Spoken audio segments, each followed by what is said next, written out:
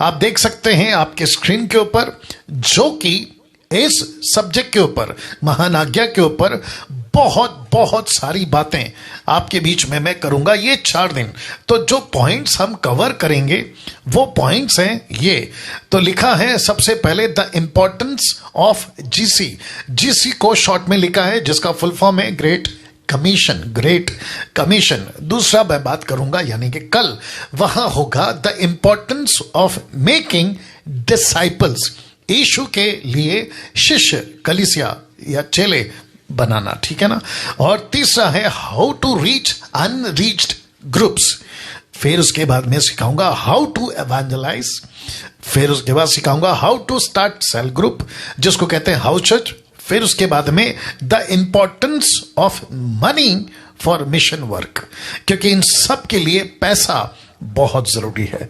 तो जिसके चलते मैं समझता हूं कि ये सभी बातें आपके बीच में हम रखेंगे। लेकिन आज 1 घंटा आपके बीच में जिस पे मैं बात करूंगा वहां है the importance of great commission, जिसमें कम से कम 5 इंपॉर्टेंस आपको बताऊंगा। लिखा है 5 इंपॉर्टेंस। तो ये करने से पहले आइए एक प्रार्थना के साथ आज की जो स्टडी है हम उसको शुरू करते हैं। आइए प्रार्थना करते हैं।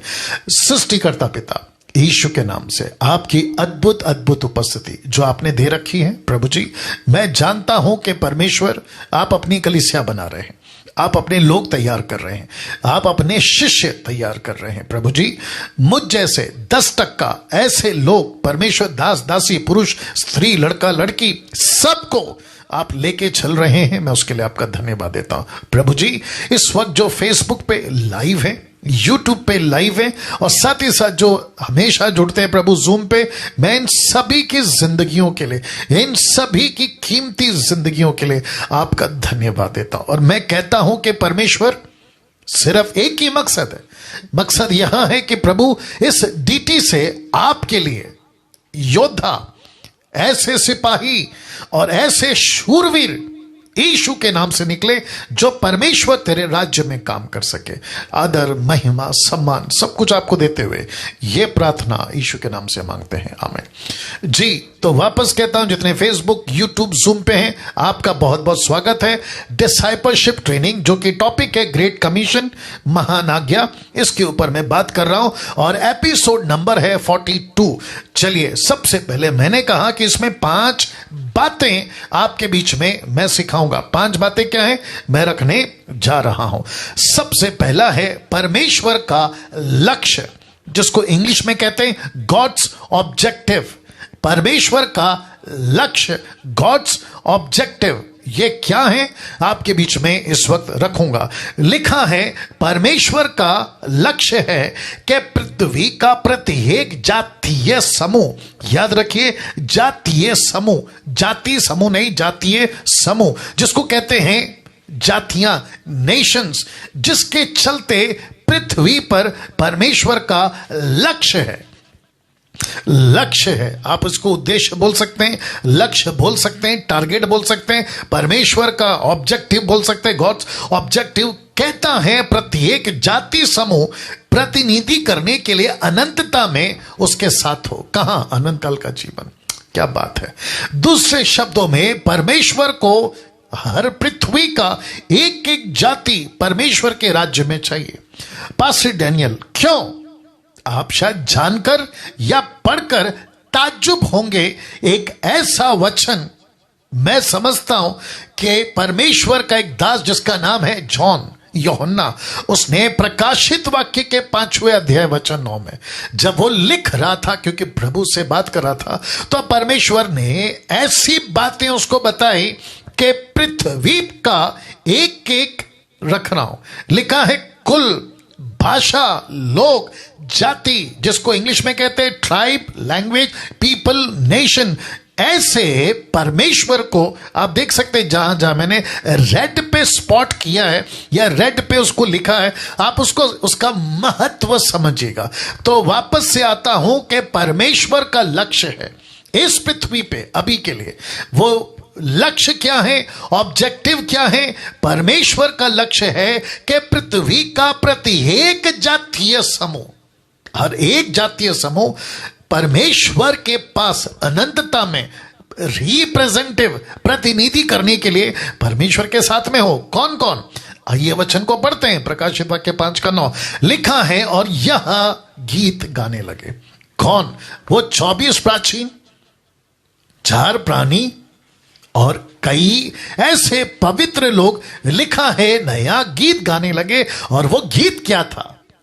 जी, वो गीत था कि तू कौन? यीशु। लिखा है कि, उसको थोड़ा सा उधर कर दो, उसका मुंह उधर कर दो। लिखा है कि तू इस पुस्तक के लेने, उसकी मोहर खोलने के योग्य है। उधर उधर उधर, जी, योग्य है। अब जरा ध्यान दीजिएगा, बस अब जरा ध्यान दीजिएगा। लिखा है क्योंकि तूने वध होकर अपने लहू से हर एक कुल, भाषा, लोग, जाति में से परमेश्वर के लिए लोगों को मोल लिया है, खरीद लिया है।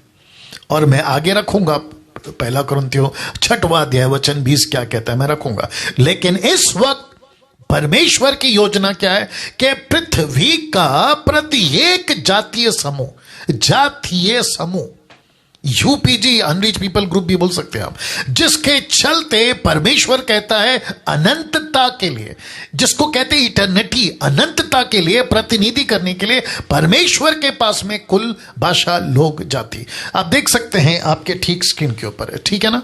नाउ जिसके चलते मैं आपको अभी बताता चलूं कि बहुत बहुत जरूरी है, जी हां दोस्तों, बहुत बहुत जरूरी है परमेश्वर के लक्ष्य को समझना। इस पृथ्वी पर परमेश्वर का यह लक्ष्य है। क्या उस लक्ष्य के साथ आप जुड़े हैं? या पास्टर्स, आपका लक्ष्य यह होना चाहिए।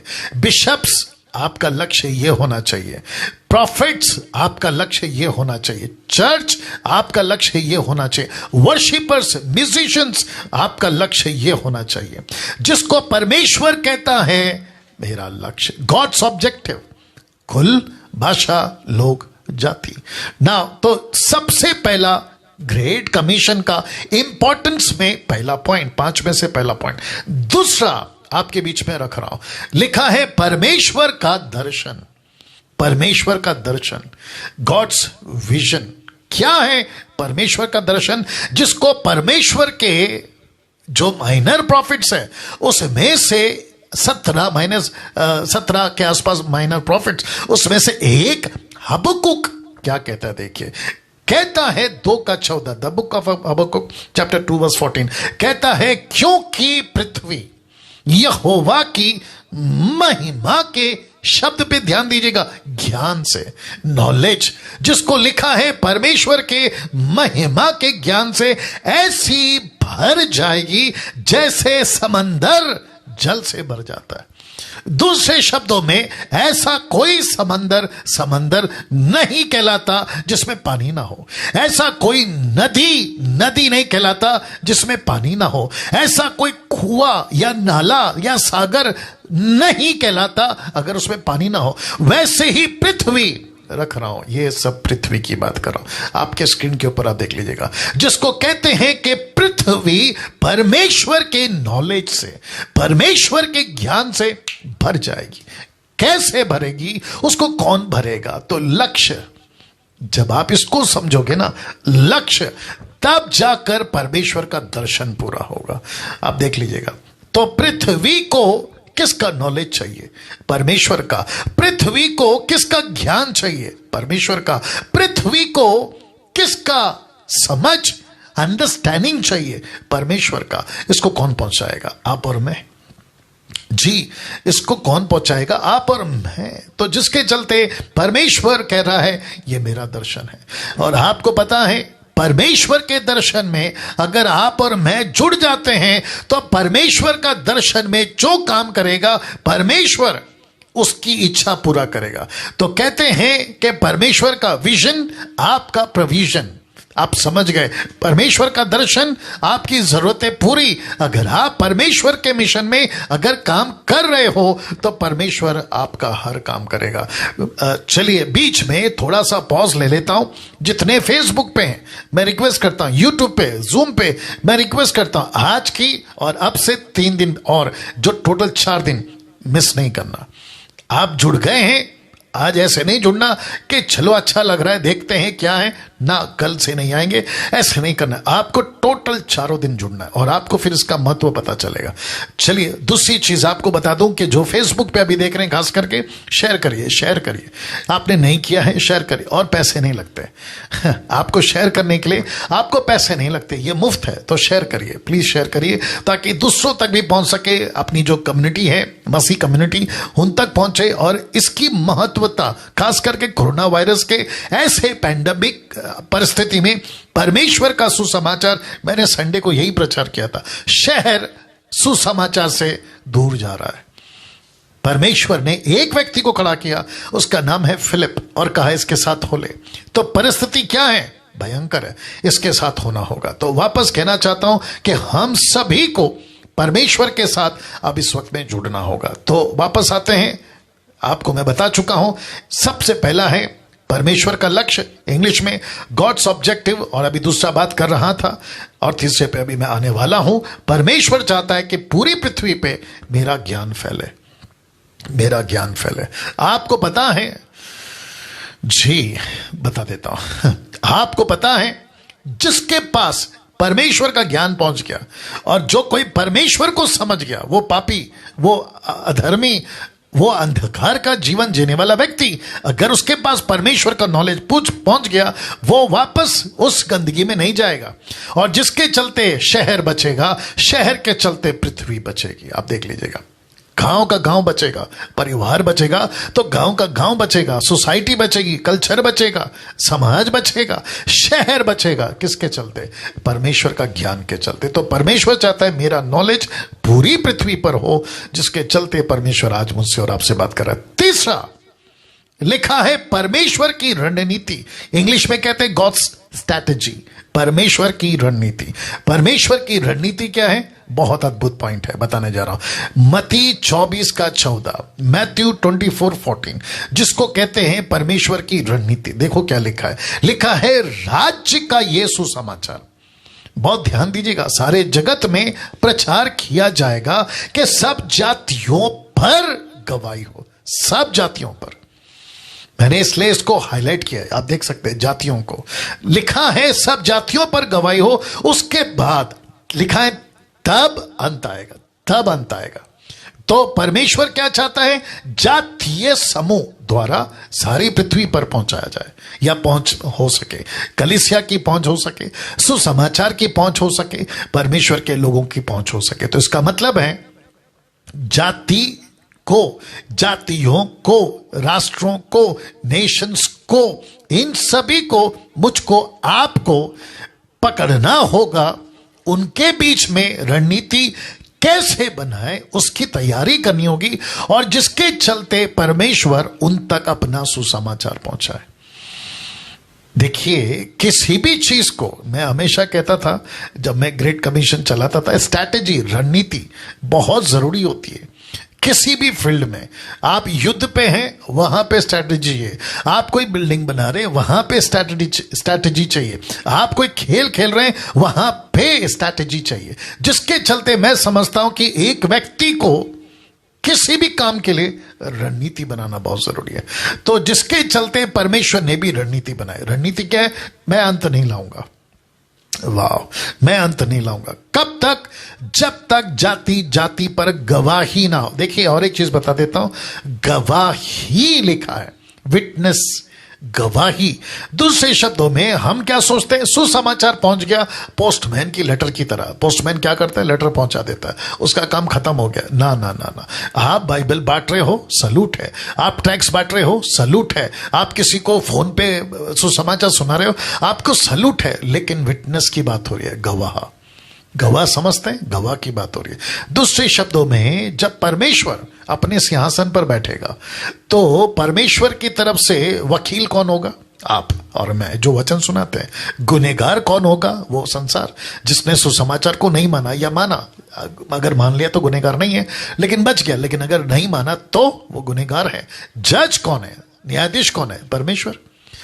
परमेश्वर के सरकार का या सिंहासन का प्रोसिक्यूटर कौन है? आप और मैं, जो गॉस्पेल सुनाते हैं। तो प्रभु कहेगा, ओके, अनिल, सुनील, राकेश, मुकेश, अनिल, सलीम, सलमान, जो भी, अनीता, कविता, सुनीता, आप जो भी हैं, मैं तो ऐसे ही नाम ले रहा हूं। तब प्रभु कहेगा ओके, आप नरक इसलिए जा रहे हो क्योंकि आपने मेरे वचन का स्वीकार नहीं किया, आपने मेरे सुसमाचार पर विश्वास नहीं किया, जिसके चलते प्रभु कहेगा तेरा न्याय नरक के लिए हो रहा है। वो व्यक्ति, दास दासी, औरत और पुरुष जो भी होगा, वो कहेगा अरे मुझे नरक क्यों डाल रहे हो, मैंने क्या किया है? तब परमेश्वर कहेगा पैदा होने से लेकर मरने तक तेरा जीवन पापी था। कैसे? मैंने तो मच्छर तक नहीं मारा, चींटी तक नहीं मारा। पापी पाप करने के बाद नहीं होता है, पाप में ही पैदा होता है, इसलिए वो पापी है, याद रखिएगा।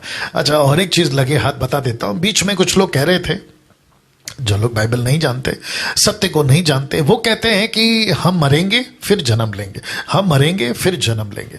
अब आप सोच के देखिए, और जो कह रहा था ना वो अच्छे खासे लोग थे। दूसरे शब्दों में वो खुद को दावा करते हैं कि हम ज्ञानी हैं। मेरे दिमाग में एक प्रश्न उठा, ओके, अगर आप इतने ज्ञानी हैं तो फिर प्रश्न उठता है कि ऐसी मूर्खता वाली बातें कैसे? देखिए, वापस कहता हूं, बाइबल रिकॉर्ड करती है, वो चाहे सबोपदेशक की किताब हो 12 का 7 हो, या फिर इब्रानी किताब उसका 9 का 25, 26, 27 हो, वहां लिखा है कि मनुष्य का पैदा होना, उसके बाद मरना और सीधा न्याय, डायरेक्ट जजमेंट। आत्मा मरती है और सीधा परमेश्वर के पास पहुंचती है। तो दूसरे शब्दों में परमेश्वर यहां कहना चाह रहा है कि मुझको और आपको ये भूल में नहीं रहना है कि एक व्यक्ति पैदा होगा, मरेगा, फिर पैदा होगा। ना ना ना ना ना, ये लूसीफर के नरक के क्या कहते हैं ना, बिल्कुल नीचे से आया हुआ एक झूठ है। ये बहुत बड़ा झूठ है। मैं रिपीट कर दूं, ये बहुत बड़ा झूठ है। अगर आप इसमें से बाहर नहीं निकले, गई भैंस पानी में। दूसरे शब्दों में, आपको किसने क्या कहा मुझे नहीं पता, लेकिन यह बहुत बड़ा झूठ है। आपको इसमें से बाहर निकलना होगा। मैं रिपीट करता हूं, आपको इसमें से बाहर निकलना होगा। तो वापस से कहता हूं, यीशु परमेश्वर न्यायाधीश, आप और मैं उसके राज्य के प्रोसिक्यूटर्स। जो संसार विश्वास नहीं करती वो गुनहगार। और तब परमेश्वर पूछेगा मेरा गवाह कहां है, विटनेस कहां है? तो तब मुझ जैसे 10 तक का खड़े हो जाएंगे वहां पे, जिन्होंने संसार को, महाराष्ट्र को, मुंबई को, नागपुर को, पूना को, कोल्हापुर, शोलापुर, गुजरात, कर्नाटका, आंध्र प्रदेश, भारत का 29 राज्य और विश्व के 790 करोड़, 7.9 बिलियन पॉपुलेशन, इन सब को कहेगा मैंने वचन के लिए मेरे लोगों को भेजा था, गवाह। और जब तक ये नहीं होता, रणनीति क्या है? परमेश्वर कहता है सबके द्वारा, जातियों के द्वारा मेरा सुसमाचार मैं फैलाऊंगा। नाउ चौथा बहुत इंपॉर्टेंट है, परमेश्वर की विधि। आपके बीच में रख रहा हूं परमेश्वर की विधि, ध्यान दीजिएगा, परमेश्वर की विधि, जिसको इंग्लिश में कहते हैं गॉड्स मेथड। विधि क्या है देखिएगा, 2 तिमोथी 2 अध्याय वचन 2 लिखा है, जो बातें, याद रखिएगा, बातें, बातें मतलब टीचिंग, यीशु की शिक्षाएं, यीशु की बातें, मत्ती 28 का 18 रखूंगा, बातें जिसको लेकर पौलुस चला, जिसको लेकर तिमोथी चल रहा है, और कहता है परमेश्वर की विधि। ध्यान से सुनिएगा, मजा आएगा। लिखा है परमेश्वर की विधि, गॉड्स मेथड, 2 तिमोथी 2:2 का लिखा है। आइए देखते हैं जो बातें लिखा है। तूने बहुत गवाहों के सामने मुझसे सुनी है, पौलुस कहता है तिमोथी को, मुझसे सुनी है, उन्हें विश्वासी मनुष्य को सौंप दे। फिर लिखा है जो औरों को भी सिखाने के योग्य हो, जो औरों को भी सिखाने के योग्य हो। ओके, अब ये लाइन पढ़ी है, लिखा है नए विश्वासी लोगों को प्रशिक्षित करना, 4 पीढ़ी के लोगों को, 4 पीढ़ी के लोगों तक, ऐसे बोल सकते हैं, ठीक है ना। 4 पीढ़ी कैसे पास्टर, अभी बताता हूं। सबसे पहले लिखा है तूने, ये कौन है? तिमोथी। मुझसे ये कौन है? पौलुस। विश्वासी मनुष्य को सौंप दे, तीसरा, जो औरों को भी सिखाए, चौथा। तो एक है पौलुस, दूसरा है तिमोथी, तीसरा है तिमोथी के मनुष्य विश्वासी, और चौथा है और जो उसके द्वारा आएंगे। तो इसका मतलब है परमेश्वर क्या चाहता है, विधि क्या है, what is the method? Method ये है कि एक व्यक्ति को सिर्फ चेला नहीं बनाना है, उसको ऐसा चेला बनाना है कि उसका दूसरा चेला तैयार हो, फिर उसका तीसरा और चौथा। तो एक व्यक्ति जब तक वो मिनिस्ट्री कर रहा है, उसको कम से कम 4 पीढ़ी के डिसाइपल तैयार करना है, 4 पीढ़ी के। ये मेथड किसका है? प्रभु का। वाह कभी सोचा था, इस बात पे ध्यान दिया था? आप जितने डीटी पे, जूम पे मुझे देख रहे हैं, मैं उन सभी को भी कहना चाहता हूं, क्या इस तरीके से कभी सोचा था कि मुझे सिर्फ एक डिसाइपल नहीं बनाना है, मुझे उसको ऐसे बनाना है कि वो दूसरे को तैयार करे और वह तीसरे को, और ऐसे करके 4 पीढ़ी, 4 पीढ़ी। याद रखिए, मेरी उंगली दिख रही है, 4 पीढ़ी। और मुझे बेहद खुशी है कि कम से कम अभी, अगर मैं गलत नहीं हूं, 1000 के आसपास अभी लोग लाइव हैं। 1000 पीपल आर लाइव नाउ। तो 1000 लोगों को मैं अभी आपके बीच में डीटी दे रहा हूं, और मैं रिक्वेस्ट करता हूं कि बातों को समझना होगा। 5वां, इंपॉर्टेंस ऑफ ग्रेट कमीशन का 5वां पॉइंट, आगे और है वो बात अलग है। 5वां क्या कहता, देखिए, परमेश्वर की आज्ञा को गंभीरता से लेना, गंभीरता से, सीरियसली गंभीरता से लेना। जब तक मसीहत भारत में, जब तक मसीहत विश्व में, जब तक मसीहत महाराष्ट्र में, और ये जितने भी अभी 1000 लोग मेरे साथ अभी लाइव देख रहे हैं, उनको भी कहना चाहता हूं कि आपको परमेश्वर की आज्ञा को, लिखा है आज्ञा, ग्रेट कमीशन को गंभीरता से लेना होगा, सीरियस। नाउ एक ऐसी घटना आप सभी जानते हैं, मत्ती 25 अध्याय में एक व्यक्ति था जो परदेश जा रहा था। जाते जाते उसने 3 तरह के लोगों को अपना सिक्का दिया कि बिजनेस करो। एक को 5, एक को 2, एक को 1, याद आ गया होगा। तो जिसको 5 मिले थे उसने 5 कमाए 10, जिसको 2 मिले थे उसने 4 और कमा लिए, टोटल हो गए 4। जिसको 1 मिला था उसकी बात कर रहा हूं। तो लिखा है, मालिक कहता है, स्वामी कहता है, उस निकम्मे दास को, शब्द पे ध्यान दीजिएगा, लिखा है निकम्मे। निकम्मे का मतलब क्या है? जिसको किसी तरह का कोई काम नहीं करना था, जिसको कहते हैं निकम्मा निकला। निकम्मा, निकम्मा मतलब काम नहीं किया उसने, आलस में वक्त बिताया, सुस्तपना में वक्त बिताया, मुझे नहीं पता, लेकिन लिखा है कि वो निकम्मा निकला, वो निकम्मा निकला। तो ऐसे व्यक्ति को क्या किया, देखिए, लिखा है कि उस निकम्मे दास को बाहर के अंधेरे में डाल दो। याद रखो, ये कौन है? ये मसीह लोग हैं, ये मसीह लोग हैं। और कहता है कि उसको अंधेरे में डाल दो, जहां रोना दांत पीसना होगा, जिसके चलते परमेश्वर कहता है, परमेश्वर के काम के लिए आपको गंभीर होना पड़ेगा। आप नीचे की लाइन देख लीजिएगा। तो इसका मतलब है, जितने फेसबुक, यूट्यूब, जूम पे हैं, बहुत ध्यान दीजिएगा। ये जो 5वां पॉइंट है, परमेश्वर की आज्ञा को लेकर आपको गंभीर होना होगा। टाइम पास नहीं कर सकते आप, टाइम पास नहीं कर सकते आप ऐसे नहीं सोच सकते कि अरे चलता है, मसीह जीवन है, बस संडे संडे हम जाएंगे, हम क्रिश्चियन बन गए हैं, क्या कहते हैं, हम चर्च जा रहे हैं, हमारा नाम क्रिश्चियन वाला है, ये काफी है। जी नहीं, आप इसके लिए क्रिश्चियन नहीं बने, मैं रखूंगा उसको आज। आप इसके लिए क्रिश्चियन नहीं बने, आप बने हैं परमेश्वर के काम को लेकर गंभीरता में चलने के लिए। तो जिसके चलते आपके बीच में रख रहा हूं, आपके बीच में रख रहा हूं कि गंभीर जो व्यक्ति होता है, जो गंभीरता में चलता है, उसके अंदर 4 बातें होती हैं। कितनी?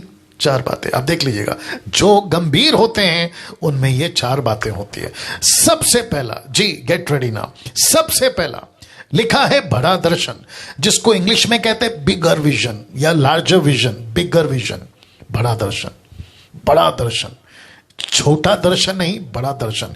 जो गंभीर होता है ना, उसका दर्शन बड़ा होता है। आपको याद है ना, सेकंड पॉइंट, गॉड्स विजन, परमेश्वर का दर्शन। तो जिसको कहते हैं बड़ा दर्शन, बिगर विजन। दूसरा कहते हैं अधिक उमंग, इंग्लिश में है मोर पैशन, सबसे ज्यादा पैशनेट। जो गंभीर होता है वो पैशनेट होता है। तीसरा स्पष्ट रणनीति, जिसको इंग्लिश में कहते हैं क्लियर स्ट्रैटेजी, स्पष्ट रणनीति, क्लियर स्ट्रैटेजी। और जिसके चलते चौथा परमेश्वर बता रहा है समर्पण, कमिटमेंट। आप ये भी कह सकते हैं long term commitment, not short time commitment, long term commitment, short term नहीं, थोड़े वक्त के लिए नहीं, आपको पूरी जिंदगी आपको अपना जीवन समर्पित करना होगा। तो वापस आते हैं एक व्यक्ति जो गंभीर होता है, एक व्यक्ति जो परमेश्वर के काम के लिए सीरियस होता है, जो कहता है कि परमेश्वर मैं तेरा काम करूंगा, उसमें ये 4 क्वालिटी होनी चाहिए। आपको जितने डीटी के लोग हैं आपको ये मिल जाएगा, ये इसकी पीडीएफ। लेकिन जो फेसबुक और यूट्यूब पे हैं, आप इसकी स्क्रीनशॉट लेना चाहें आप ले सकते हैं जी। सबसे पहला बड़ा दर्शन, दूसरा अधिक उमंग, तीसरा स्पष्ट रणनीति और चौथा है समर्पण। क्या ये चीजें आपके अंदर हैं? जरा जांचिए। ओके, एक पास्टर के अंदर थोड़ा इधर घुमा सकते हो, इरिटेट कर रहे हो, या फिर तुम थोड़ी देर वहां पे खड़ी हो जाओ, क्योंकि साउंड जो है ना, इधर घुमाओ उसको हल्का सा। चेक चेक चेक, हाँ बैठो उधर, देखो बैठ के देखो। Thank you Lord, thank you Lord. देखते हैं थोड़ा देर, है ना जी। दे दो तकिया वगैरह, ये बड़ा वाला पिलर दे दो। Bless you Lord, bless you Lord. मेरे को लगता है ऐसा रखना पड़ेगा जी। साउंड का थोड़ा सा दिक्कत था, बट अभी ठीक हो गया है। तो जितने फेसबुक पे हैं, यूट्यूब पे हैं, जूम पे हैं, साथ में बने रहें, डटे रहें, क्योंकि बहुत सारी पॉइंट आज आपके बीच में आप सीखने जा रहे हैं, ठीक है ना। बहुत ध्यान दीजिएगा। ना लिखा है बड़ा दर्शन, अधिक उमंग, स्पष्ट रणनीति, समर्पण। ना मैं कह रहा था कि पास्टर्स या प्रीचर्स या मुझ जैसे प्रभु के दास 10% हम सब के अंदर तो होनी चाहिए बड़ा दर्शन, अधिक उमंग, स्पष्ट रणनीति, समर्पण, लेकिन आपके चर्च के लोगों में भी होनी चाहिए। वाह, आपके चर्च के लोगों में भी होनी चाहिए। आप कहते हैं पास्टर डैनियल मेरे पास में 200 लोग हैं, तो ये 4 बातें उनके अंदर होनी चाहिए। 2 लाख लोग हैं तो ये बातें उनके अंदर होनी चाहिए, चारों बातें। क्या ये चीजें आप उनको सिखाते हैं? मेरा प्रश्न है। अगर ये चीजें आप नहीं सिखा रहे तो परमेश्वर के काम के लिए आप गंभीर नहीं। आप देख लीजिए, ऊपर लिखा है गंभीर नहीं है। अब एक ऐसा एंगल आपके बीच में रख रहा हूं। प्रश्न है क्यों हमें इतना गंभीर होना है। एक ऐसा एंगल, एक ऐसी रिसर्च आपके बीच में रख रहा हूं जिसको मैं कम से कम, अगर मैं गलत नहीं हूं, 5 से 6 साल पूरे भारत में 30 से 35 हजार पास्टर्स एंड लीडर्स को ट्रेन करते करते घूम रहा था। जब तक ये पिछले 2 साल पहले, मतलब 20 में 19 तक किया, 20 में लॉकडाउन लग गया, अभी तक ये समस्या चल रही है, जिसके चलते ये रिसर्च करते हुए आपके बीच में अभी रख रहा हूं कि क्यों हमें इतना गंभीर होना है। तो लिखा है क्योंकि आज हमारे सामने बहुत बड़ी चुनौती है, बहुत बड़ी चुनौती, बिग चैलेंज, बिगेस्ट चैलेंज, या बहुत बड़ा चुनौती। चुनौती क्या है? ध्यान दीजिएगा। विश्व में, याद रखिए, विश्व में 200 करोड़ अन्न पहुंचे। याद रखिए 200 करोड़, वाह, 790 करोड़ लोग टोटल पॉपुलेशन, 7.9 बिलियन, उसमें से 200 करोड़ अन पहुंचे, अनरीच्ड, जिसको कहते हैं ये लोग हैं। ये बहुत या बहुत कम पहुंचे लोग। तो 200 करोड़ अन पहुंचे या बहुत कम पहुंचे, मतलब किसी कारण से पहुंचा हुआ होगा, यह तो शंका है, लेकिन बहुत कम पहुंचे। ऐसे लोग जिनमें से अधिकांश लोगों ने, याद रखिए अधिकांश, ज्यादातर लोगों ने सुसमाचार कभी सुना ही नहीं, और वर्तमान, अभी करंट प्रेजेंट में, वर्तमान में सुनने का कोई साधन भी नहीं है। साधन का मतलब आप समझ गए ना। उनके लैंग्वेज में ट्रांसलेशन बाइबल है, ना प्रीचर तैयार है, ना किसी प्रकार का चर्च है, ना किसी प्रकार की कोई सुविधा, जिसके चलते लिखा है वर्तमान में सुनने का कोई साधन भी नहीं है। क्या यह चिंता का विषय नहीं है? ऑफ कोर्स ये चिंता का विषय। पास्टर डैनियल क्या इसके लिए कुछ कर सकते हैं? उसलिए तो टीचिंग लाया हूं, आखिर तक 4 दिन तक बने रहेगा। तो वापस से रख रहा हूं, ध्यान दीजिएगा। विश्व में 200 करोड़, कितने? 200 करोड़ अन पहुंचे या बहुत कम पहुंचे लोग हैं, जिनमें से अधिकांश लोगों ने सुसमाचार कभी सुना ही नहीं और वर्तमान में सुनने का कोई साधन नहीं है। अब बात करते हैं भारत की, ध्यान दीजिएगा। और जितने फेसबुक पे देख रहे हैं, आपका जो टिक टिक है, कमेंट्स है, कैसा लग रहा है, आपकी प्रतिक्रिया, फीडबैक देते रहें, वॉच पार्टी शेयर करते रहें। अगर आप लोग अभी जुड़े हैं तो अपलोड होगा तो शुरू से देख लीजिएगा, यूट्यूब वालों बरकरार रहेंगे जी। अब बात करते हैं भारत की। भारत में 34 करोड़ से भी अधिक लोग, 34 करोड़ लोग, याद रखिए 34 करोड़ से भी अधिक लोग अभी भी ऐसे हैं जिनको सुसमाचार एक बार भी सुनने को नहीं मिला, एक बार भी सुनने को नहीं मिला। 34 करोड़ लोग।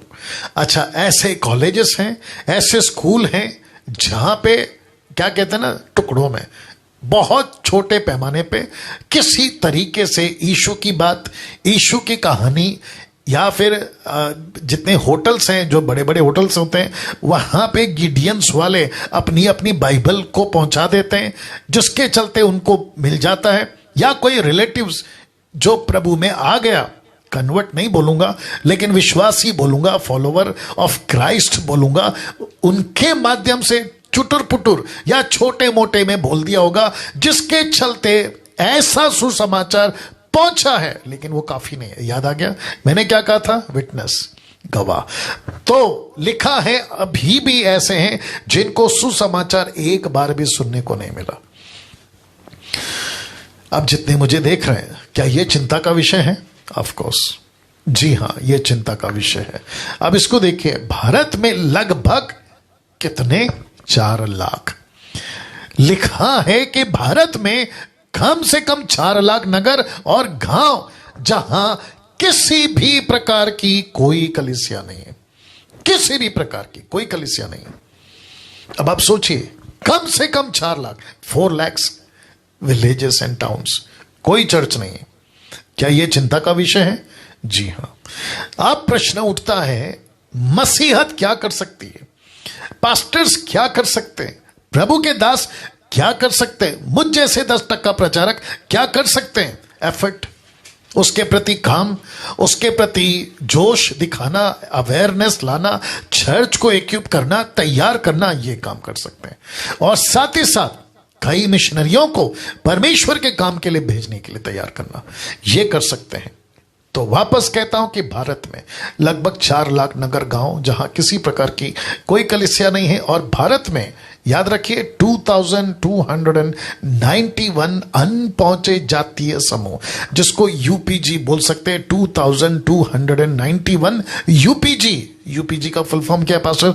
यूपीजी का मतलब है U for unreached people, G group, unreached people group.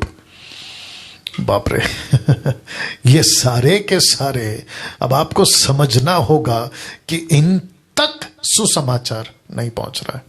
दूसरे शब्दों में, किसी प्रकार की कोई कलीसिया नहीं है, घंटी वाली, क्रूस वाली, किसी भी तरीके की कोई कलीसिया नहीं है। और इसकी रिसर्च मैं आपको बता दूं, www.joshuaproject.com आप देख सकते हैं, उसमें भी इसकी वहां से हमने इंक्वायरी या रिसर्च करी है। तो वापस आते हैं, ध्यान दीजिएगा, वापस आते हैं। आपको समझना होगा कि भारत के अंदर 4 लाख गांव, कलीसिया नहीं है, मिशनरीज नहीं है, किसी प्रकार का कोई व्यक्ति वहां पर जाने की बात नहीं कर रहा है। अगर महाराष्ट्र से कोई मुझे सुन रहा है, मसीह मंथन बैठा है उसके लिए, मिशनरीज को तैयार करके भेजने के लिए। अगर मध्य प्रदेश से, उत्तर प्रदेश से, बिहार से, रांची, झारखंड, नेपाल, पाकिस्तान या विश्व का किसी भी कोने से आप मिशनरी बनकर काम करना चाहते हैं, आप हमें संपर्क करें, मसीह मंथन को संपर्क करें, जिसके चलते हम जो है योजना बना रहे हैं कि कैसे यहां पे परमेश्वर के काम के लिए लोगों को तैयार करके भेजा जा सकता है। इस बात को भी ध्यान रखिएगा ना। इसको समझना होगा, ये जो लिखा है ना, इसको समझना होगा। लिखा है हजारों लोगों की मृत्यु होती है प्रतिदिन, जिन्होंने एक बार भी यीशु का सुसमाचार कभी नहीं सुना होता है। आप जानना चाहते हैं 1 घंटे में कितने लोग मरते हैं? 1800 लोग। आप जानना चाहते हैं पूरे दिन में कितने लोग मरते हैं? 42,800 लोग। तो 1 घंटे में 1800 लोग, 1800, और प्रतिदिन यानी 24 घंटे में 42,800 people are dying every day. वाह, सोचिए सोचिए। तो जिसके चलते अब आपको यह भी समझना होगा कि आज का जो वातावरण है, अभी जो फिलहाल पेंडेमिक जो चल रहा है, आप सोचिए कि कितने सारे लोग हैं कहां से, देश से विदेश से, जिन तक सुसमाचार नहीं पहुंच रहा है, और वो वैसे ही मर रहे हैं। बीमारी आ रही है, मर रहे हैं, बीमारी लग रही है, मर रहे हैं। और इसमें तो पिछला जो आया था पिछले साल, उसमें तो बुजुर्ग लोगों की मौतें ज्यादा होती थी। अब तो कोई लिमिट ही नहीं है, बच्चे के बच्चे मर रहे हैं, जवान के जवान, बुजुर्ग के बुजुर्ग, सब के सब मर रहे हैं। और मुझे आज किसी का फोन आया था, नाम नहीं बताऊंगा और ना ही शहर का नाम बताऊंगा, मुझे उस भाई ने फोन करके बताया कि पास्टर कम से कम 2 महीने में 50 से भी ज्यादा पास्टर्स मर गए उस क्षेत्र में। मैं नाम नहीं बताऊंगा किस क्षेत्र में। 50 पास्टर्स, 50 पास्टर्स खत्म।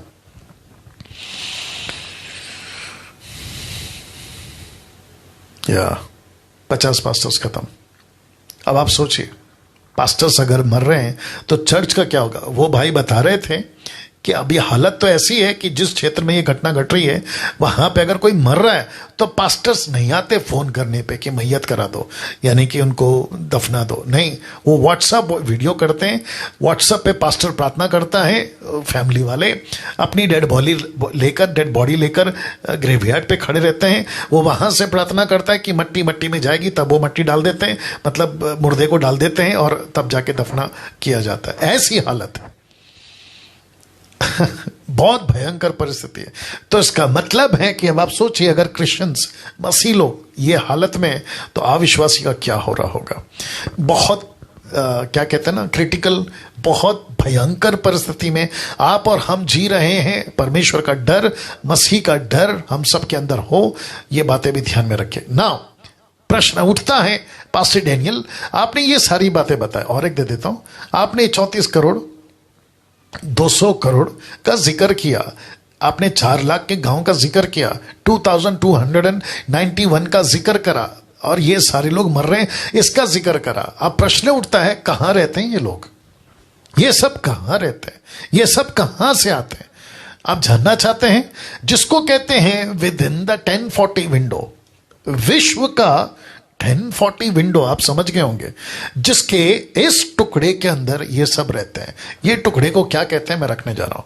सबसे पहला आप देख सकते हैं इस्लाम, हिंदी में, इंग्लिश में। ऊपर आप देख सकते हैं नॉन रिलीजन, धर्महीन। फिर इस तरफ आप देख सकते हैं बुद्धिस्ट, बौद्ध, और बिल्कुल बीच में आप देख सकते हैं हिंदू। तो जिसको कहते हैं भारत का 1040 खिड़की की सीमा के बीच में आपका भारत है। भारत कहां है, बीच में। भारत इस 1040 खिड़की की सीमा के बीच में। बाप रे, सबसे ज्यादा पॉपुलेशन क्रिश्चियनिटी के बाद, टोटल क्रिश्चियनिटी के बाद करा, नंबर 2 पे आता है इस्लाम। आप देख सकते हैं कि कितना बड़ा ग्रीन वाला ये जो इशारा आप देख सकते हैं। इस तरफ बुद्धिस्ट, उस तरफ नॉन रिलीजन, धर्महीन, और बीच में आता है हिंदुस्तान, जहां आप और अभी मैं बैठ के सुन रहे हैं। और परमेश्वर कहता है इनको बचाना है, इनको नरक जाने से बचाना है। हम मुस्लिम को कन्वर्ट नहीं कर रहे, हम हिंदू को कन्वर्ट नहीं कर रहे, बुद्धिस्ट को कन्वर्ट नहीं कर रहे, किसी भी रिलीजन को कन्वर्ट नहीं कर रहे, लेकिन हम उनको रिकंसिलिएशन की बात बता रहे कि जो सच्चा ईश्वर है, जो सच्चा परमेश्वर है, जिसको कहते हैं ऑलमाइटी गॉड, सनातन परमेश्वर, जिसका एक नाम है, 2000 साल पहले वो पृथ्वी पर आया, और लिखा है यशाया 9:6 कि प्रभुता, गवर्नमेंट उसके कंधे पे होगी, उसका नाम होगा इमैनुअल। और उसी के चलते गैब्रियल ने मरियम से कहा कि इसका नाम रखना यशुआ। ओरिजिनल जब लिखा जा रहा था यशुआ, ट्रांसलेशन यीशु हिंदी में, जीसस इंग्लिश में, कोई फर्क नहीं पड़ता। यीशु बुलाओ, जीसस बुलाओ, या यशुआ बुलाओ, कोई फर्क नहीं पड़ता, क्योंकि परमेश्वर को पता है पृथ्वी के ऊपर, आकाश के नीचे, पृथ्वी के ऊपर। प्रेरितों की किताब 4 अध्याय वचन 12, आपको पता होगा एक ही नाम है जिसके चलते मनुष्य बचेगा, और वो नाम है यीशु। फिलिपियो 2:10-11 क्या कहता है? हर घुटना झुकेगा किसके सामने? यीशु के सामने। हर जबान कबूल करेगी। कौन सा नाम? यीशु का नाम। रोमियो 10:9-10 क्या कहता है? कि जो तू मुंह से अगर यीशु को प्रभु जानकर, प्रभु का मतलब क्या? ओनरशिप। प्रभु का मतलब क्या? मालिक। प्रभु का मतलब क्या? प्रभुता करने वाला। अगर प्रभु को, मालिक को अगर कबूल कर लिया तो तुम क्या बन गए? उसके सेवक, उसके प्रॉपर्टी। वाह, वो आपका मालिक है, आप उसके प्रॉपर्टी हैं। और जो मालिक है वो अपनी प्रॉपर्टी को नाश होने कैसे देगा? मुंबई उसकी प्रॉपर्टी हो जाएगी, महाराष्ट्र उसका प्रॉपर्टी हो जाएगा, आप और मैं उसके प्रॉपर्टी हो जाएंगे। तो परमेश्वर कहता है मैं तुझे नाश कैसे होने दूंगा? दिक्कत यह है कि हमने यीशु को मालिक नहीं बनाया, लेकिन जो डिस्ट्रॉयर है यानी कि जो नाश करता है सैतान, उसको मालिक बना के रखा हुआ है। तो वो तो नाश करेगा ही। सिंपल। जिसके चलते आपके बीच में मैंने ये स्लाइड रखा है। अब आपको समझना होगा, विश्व की कम से कम 60%, 60% जनसंख्या, जिसको ब्रैकेट में लिखा 450 करोड़, 450 करोड़ लोग यहां रहते हैं। विश्व की 60% जनसंख्या, विश्व की 55 कम पहुंचे राष्ट्र, विश्व के 86% कम पहुंचे जातीय समूह इस 1040 खिड़की की सीमा में रहता है। इस 1040 की सीमा, खिड़की की सीमा में रहते हैं। Can you believe this? और जिसके चलते यहां काम कितने हो रहे हैं मिशनरी का? सिर्फ 5%, ओनली 5% मिशनरी यहां काम करते हैं इस 1040 विंडो में, जो मैंने आपको अभी दिखाया। चलिए वापस दिखा देता हूं। इसमें सिर्फ 5% मिशनरी, ओनली 5%। अब आप सोचिए, गुस्सा आएगा अभी वर्शिपरों को, म्यूजिशियंस को, प्रॉफिट्स को, बिशप्स को, इनको उनको जो टाइटल लगाकर घूम रहे हैं ना, इनको गुस्सा आएगा। आने दो, क्योंकि गुस्सा तो शैतान को आता है। अब आप समझ जाओ कि अगर आपको गुस्सा रहा तो तुम किसकी औलाद हो, ये भी बात समझना होगा।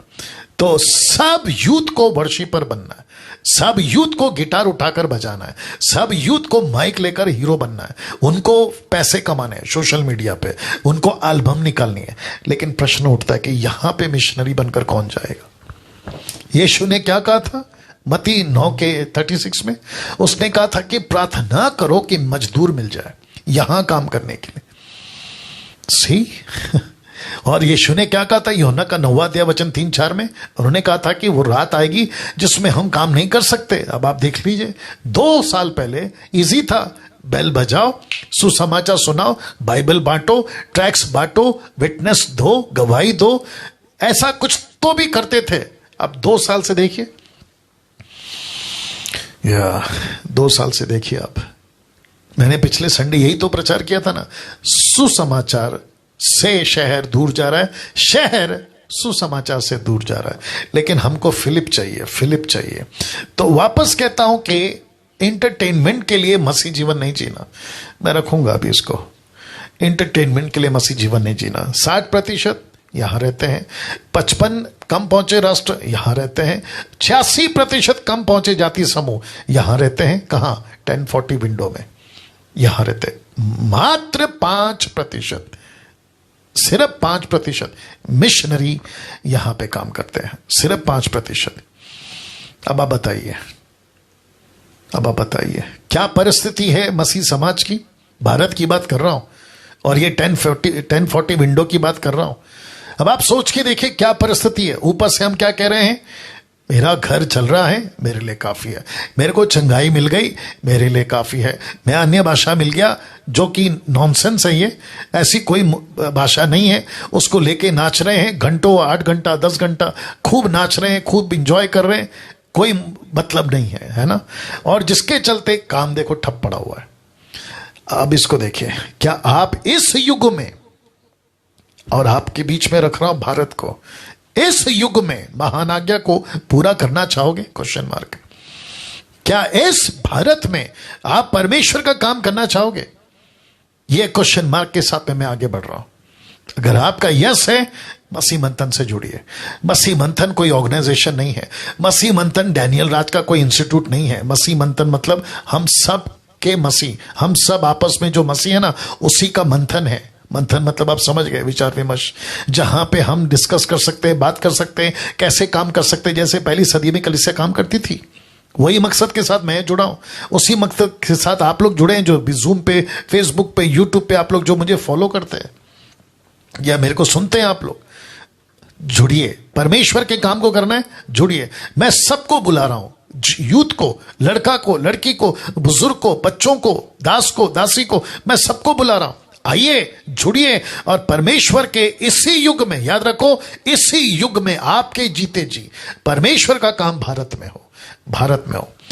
एक ऐसा प्रश्न आपके बीच में रखने जा रहा हूं, मेरे पास में अभी 10 मिनट और हैं, मेरे साथ बने रहें, ठीक है ना। एक ऐसा प्रश्न रखने जा रहा हूं, लिखा है, यदि आपके पास जीने के लिए केवल 5 मिनट बचे हो, आपको जीने के लिए सिर्फ 5 मिनट बचे हो, तो ऐसे टाइम पे आप अपने परिवार व मित्रों से क्या कहोगे? आपका अंतिम शब्द क्या होगा अपने प्रिय लोगों के लिए?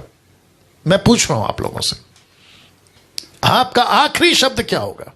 आपके पास 5 मिनट है अभी, आप ऐसा कहोगे, मैं स्ट्रेचर पे लेटा हूं या लेटी हूं, ऑपरेशन टेबल पे लेटा हूं या लेटी हूं, डॉक्टर ने मुझे चीरफाड़ करा हुआ है और वो कह रहा है कि बस आपका टाइम खत्म हो गया, आप बस 5 मिनट के मेहमान हैं, ऐसे टाइम पे कहोगे कैरम बोर्ड लाओ मैं खेलना चाहता हूं? नो। आप ऐसा कहोगे लूडो लाओ मैं खेलना चाहता हूं? नो। आप ऐसा कहोगे कि यार एक काम करते हैं, मेरे को ले चलो एम्बुलेंस में, मेरे को पिकनिक करा दो, ऐसा कहोगे? नहीं।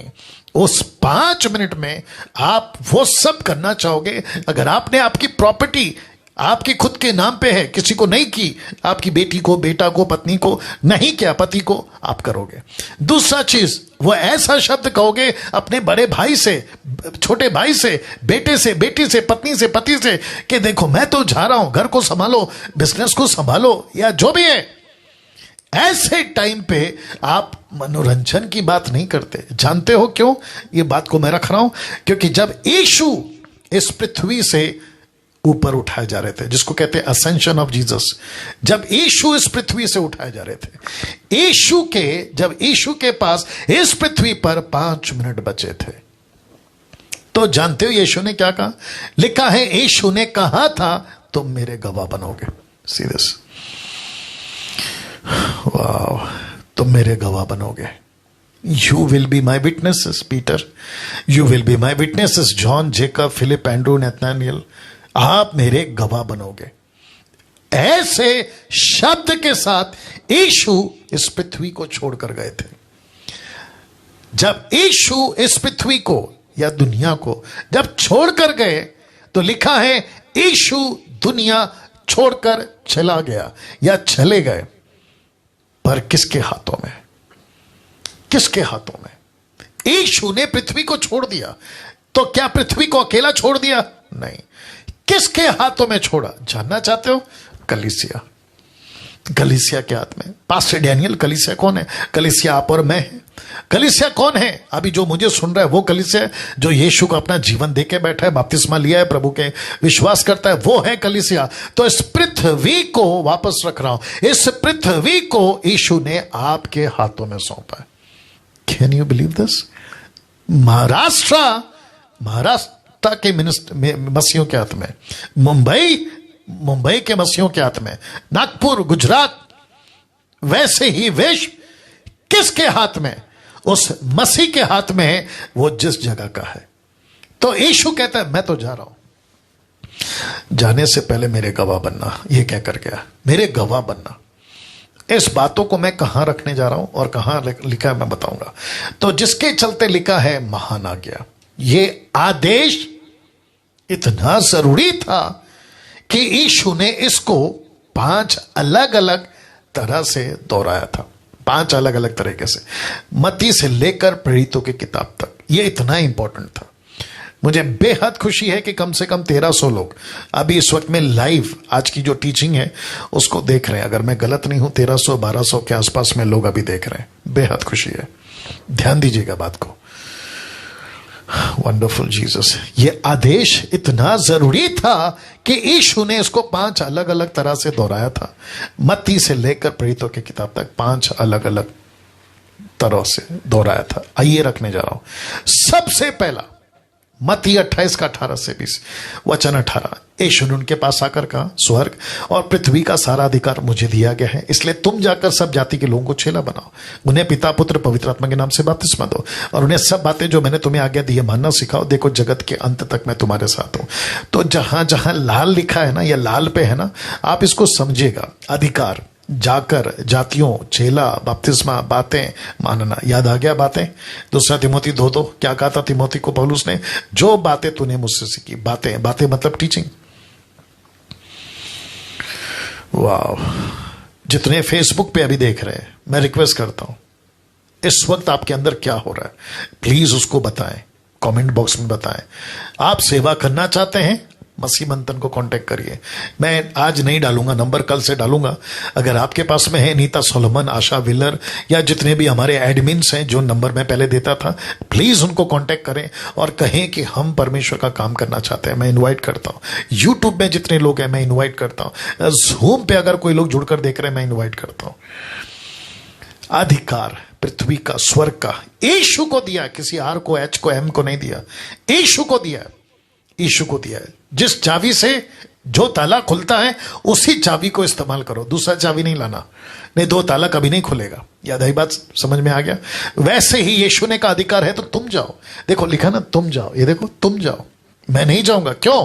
वापस रख रहा हूं, क्योंकि पृथ्वी को परमेश्वर किसके हाथ छोड़कर गया? आपके हाथ छोड़कर गया। किसके? कलीसिया के। तो कलीसिया को कहता है, मुंबई के जितने पास्टर्स हैं, नागपुर, पूना, कोल्हापुर, शोलापुर, गुजरात, कर्नाटका, आंध्र प्रदेश, तमिलनाडु, मैं इन सबको कहना चाहता हूं, इवन पंजाब, बेड़ा गर्क है वहां, तो मैं उन सबको कहना चाहता हूं, यह है आपका असली काम।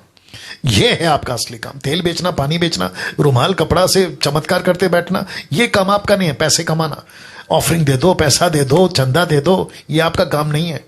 आपका काम है कलीसिया को परमेश्वर के राज्य में चलाना। आपका काम है जाति जाति के लोगों को जो नाश हो गए उनको बचाना। कैसे? यही तो 4 दिन, यानी कि आज और बचे 3 दिन, ये 4 दिन चलेगा। उनको ट्रेन करना, चेला बनाना। एक व्यक्ति आता है, उसको जमा मत करो कि बस यहीं आओ, यहीं आओ, यही तुम्हारा घर है, यही चर्च में आओ, मरते दम तक यहीं आओ। नहीं, यीशु कहता है उनको भेजो। लिखा है ना, तुम जाकर, रख रहा हूं, लिखा है जाकर, तुम जाओ, तुम जाओ। ये देखो, तुम जाओ, तुम जाकर सब जाति के लोगों को चेला बनाओ, पिता पुत्र पवित्र आत्मा के नाम से बपतिस्मा दो, उन्हें सब बातें जो मैंने तुम्हें आज्ञा दी है मानना सिखाओ। देखो जगत के अंत तक। यीशु सबके साथ नहीं रहेगा। बीच में कोई कह रहा था, फेसबुक पे प्रचार कर रहा था कि प्रभु कहता है कि मैं जगत के अंत तक तेरे साथ रहूंगा। ये झूठ है। प्रभु सबके साथ नहीं रहेगा। प्रभु उसी के साथ रहेगा जो उसका काम करेगा। या ये कड़वा सच है लेकिन सच है। प्रभु सबके साथ नहीं रहेगा, ये उसी के साथ रहेगा जो प्रभु का काम करेगा। ये हो गया मती। दूसरा, मरकुस में क्या कहता है? टोटल 5 जगह पे बताया था ना, ये देख लीजिए। मरकुस 16 का 15 से 20 तक में उसने उनसे कहा, तुम सारे जगत में जाकर सारे सृष्टि के लोगों को सुसमाचार प्रचार करो। जो विश्वास करे बपतिस्मा ले, उसी का उद्धार होगा, परंतु जो विश्वास ना करेगा वो दोषी ठहराया जाएगा। अब मैंने उसको ब्रैकेट किया है। क्यों? अब आप देखो, लिखा है जो विश्वास करे और नीचे लिखा है जो विश्वास है ना करे। यहां 2 बातें, एक है विश्वास करे, दूसरा है विश्वास ना करे। तो विश्वास जो करेगा वो बचेगा, जो विश्वास नहीं करेगा वो नाश होगा। तो ये दोनों तरह के ग्रुप के ऊपर, ये दोनों तरह का जो ग्रुप है ये किस पर निर्भर है? सुसमाचार पे। सुसमाचार किसके हाथ में? आपके। वाह, सी तो मुंबई के लोग, नागपुर पूना के लोग, पंजाब के लोग, विश्व के लोग, ये 2 तरह के लोग। एक कहता है जो विश्वास करे उद्धार हो गया, लेकिन जो विश्वास नहीं करेगा नाश होगा। तो ये दोनों ग्रुप किसके ऊपर टिके हुए हैं? एक व्यक्ति, सुसमाचार। सुसमाचार किसके हाथ में? आपके हाथ में।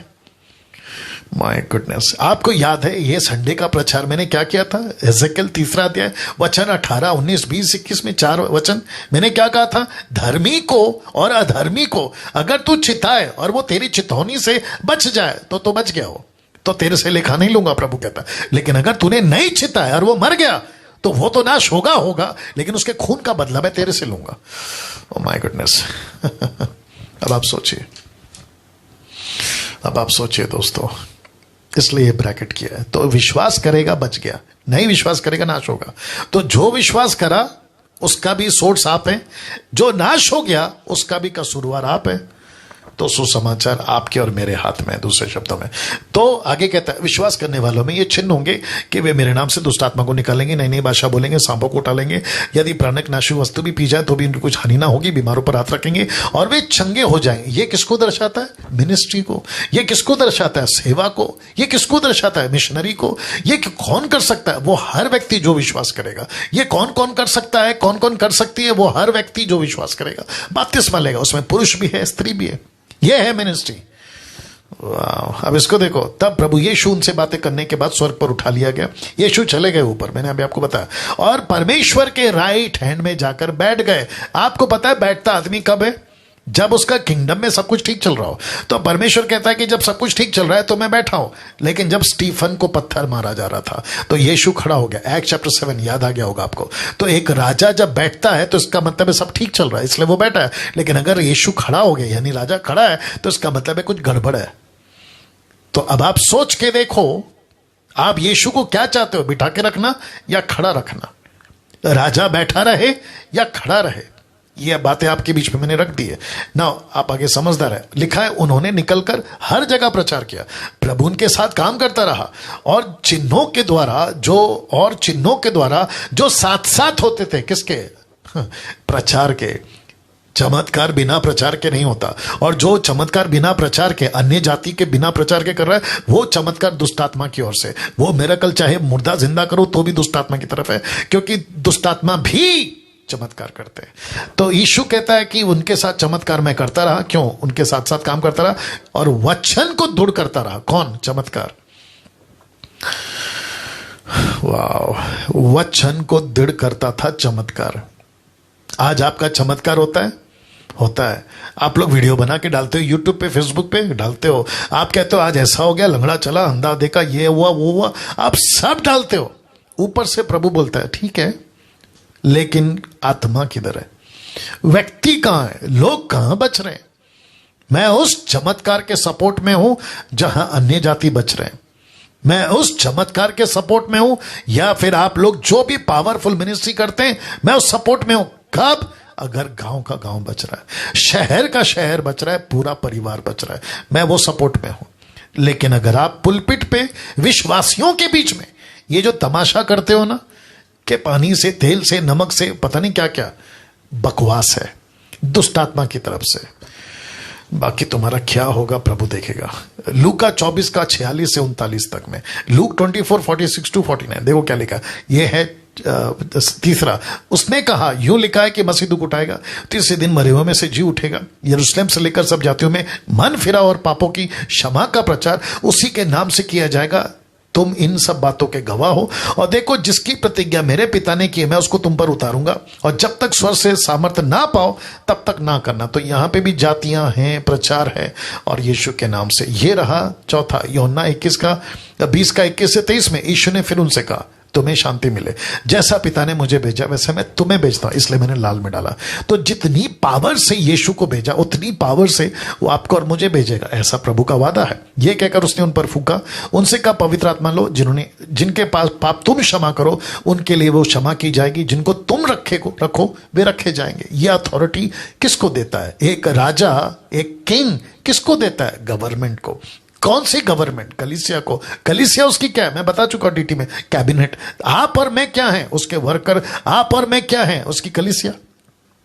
तो यीशु कहता है, ये पावर मुझे मिला, पावर ऑफ अटर्नी मुझे मिला, मैं तुमको देता हूं। मेरे पिता ने मुझे दिया, मैं तुमको देता हूं। जैसा पिता ने मुझे भेजा मैं तुमको भेजता हूं। कहां? अन्य जातियों में। वाह! अब इसको देखिए, यह है आखिरी, प्रेरितों के 1:8 में लिखा है, परंतु जब पवित्र आत्मा तुम पर आएगा तब तुम सामर्थ पाओगे, यरूशलेम और यहूदिया, समरिया, पृथ्वी के छोर तक तुम मेरे गवाह होगे। इन 5 पुस्तकों में किस किस बात पर जोर है बताइए? एक है जाओ, दूसरा है जातियों में जाओ, तीसरा है सुसमाचार सुनाओ, विश्वास करेगा जो भी, चेला बनाओ, बपतिस्मा। तो टोटल 5 किताबों में इसके ऊपर जोर है। अब इसके आगे मैं कल बात करूंगा। एक प्रार्थना के साथ खत्म करेंगे। सृष्टिकर्ता पिता, यीशु के नाम से आपके अद्भुत अद्भुत उपस्थिति जो आपने दे रखी है प्रभु, मैं आता हूं। और प्रार्थना करता हूं कि प्रभु ये जितने भी 1200-1300 लोगों ने अभी जो आज लाइव देखा है, प्रभु जी उन सभी के दिलों में बात करिए, एक एक के हृदय को मजबूत करिए प्रभु, ताकि वो तेरा काम कर सके। आपको स्तुति देता हूं, महिमा देता हूं, और मैं जानता हूं कि प्रभु आप ये काम करोगे। कल फिर से मौका दीजिए, इन सबको फिर से लाइए, ताकि हम तेरा कार्य को प्रभु सीख सकें, समझ सके, जान सके। आदर महिमा आपको देते हैं, ये प्रार्थना यीशु के नाम से मांगते हैं, आमीन। चलिए आप लोग अपना ख्याल रखें। कल ठीक 8 बजे से 9 बजे तक आपके बीच में मैं वापस आऊंगा, इसी का कंटिन्यू करूंगा। याद रखिए 4 दिन ग्रेट कमीशन के ऊपर बातें होंगी। अपना ख्याल रखिएगा।